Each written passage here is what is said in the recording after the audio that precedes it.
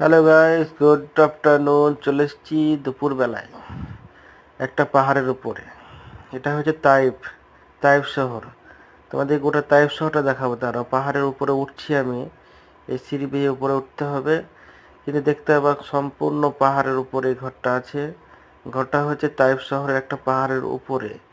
এটা হচ্ছে আমাদের কোম্পানির একটা অফিস। এই অফিসে সমস্ত লোকজন এসে এখানে গেস্ট রুমের মতন এসে থাকে। যারা দূর থেকে আসে তারা এখানে এসে থাকে, হোটেল টাইপের। একদম পাহাড়ের উপরে সুন্দর একটা ভিউ দেখতে পাচ্ছ। একদম পাহাড় আর পাহাড়, চারিদিকে পাহাড়।